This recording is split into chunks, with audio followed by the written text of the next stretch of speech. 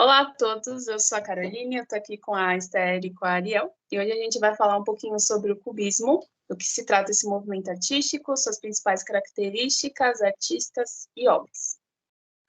Bom, o cubismo ele foi um movimento artístico que aconteceu na primeira década do século XX.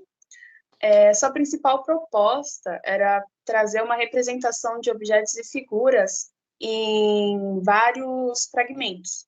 Então, ele trazia diferentes perspectivas para uma mesma obra. E essa acabou se tornando sua principal característica, a observação da realidade sobre diferentes perspectivas. Essa obra que vocês estão vendo aí é A Cabeça de uma Mulher, de Georges Braque, e eu acho que consegue representar muito bem essa coisa de você ter diferentes perspectivas para uma mesma obra. E para a gente conseguir entender melhor do porquê o cubismo ter surgido, a gente precisa entender o contexto histórico que estava acontecendo naquela época.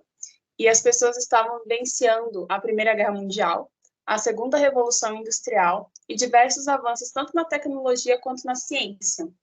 E naquele momento não existia nenhum movimento que conseguisse expressar todas aquelas mudanças e eles precisavam de algum tipo de novidade que conseguisse aliviar a tensão que estava acontecendo por conta da Primeira Guerra Mundial. E é a partir disso que o cubismo surge. Bom, o cubismo se originou em 1907, a partir da obra As Senhoritas de Avignon, de Pablo Picasso, com influência das pinturas do pós-impressionista francês Paulo Cézanne e das esculturas africanas. Para Cézanne, a pintura deveria tratar formas da natureza como se fossem cones, cilindros e esferas. Para ele, a pintura não podia se desconectar da natureza e também não a copiava, de fato a transformava. Ele dizia: mudo a água em vinho e o mundo em pintura. Era verdade. Em suas telas, a árvore da paisagem ou a fruta da natureza morte não era a árvore e a fruta que conhecemos, eram pintura. Por isso é correto dizer que Cézanne pintava numa zona limite na fronteira da natureza e da arte. Entretanto, os cubistas foram mais longe do que ele. Passaram a representar os objetos com todas as suas dimensões no mesmo plano. É como se eles estivessem abertos e apresentassem todos os seus lados num plano frontal em relação ao espectador. Na verdade, essa atitude de decompor os objetos não tinha nenhum compromisso com a aparência real das coisas. Bom, as fases do cubismo. Cubismo analítico de 1909, sua característica é a total decomposição dos objetos representados. Apresentavam-se em vários ângulos sobrepostos e fragmentados em um mesmo objeto. Muitas vezes sendo como se muitas vezes fazendo com que se fosse impossível reconhecer a obra, o que a obra retratava.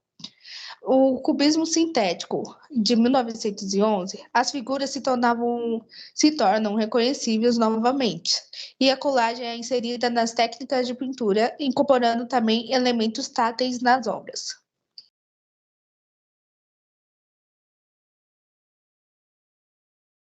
Bom, o cubismo, no início do século XX, ele teve uma forte inspiração na Revolução Industrial e nos cenários urbanos.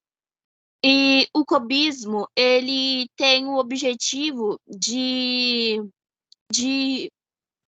a pessoa que vê, veja vários pontos de vista naquela obra.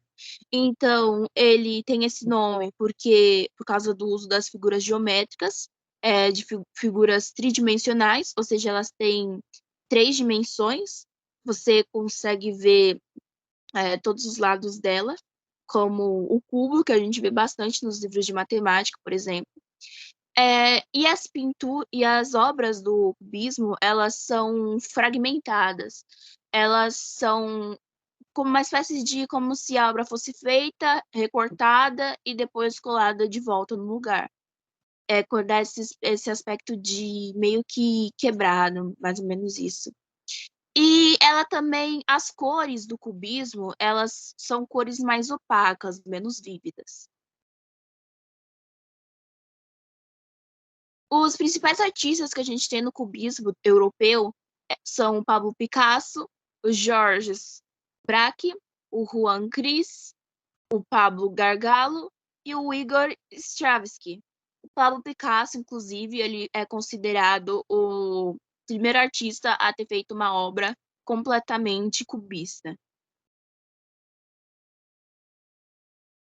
Já que no Brasil, a gente tem os artistas que a maioria a gente conhece também, a Tarsila do Amaral, o Ismael Neri, o Cândido Portinari e a Anita Malfatti.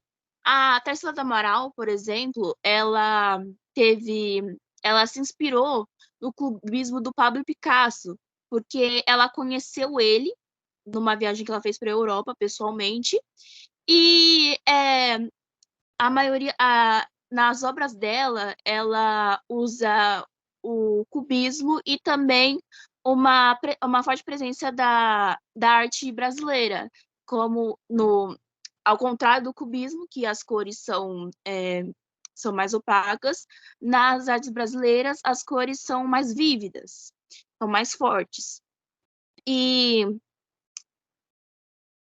e é isso, gente. Espero que vocês tenham gostado. Muito obrigada pela atenção. Tenham um bom dia.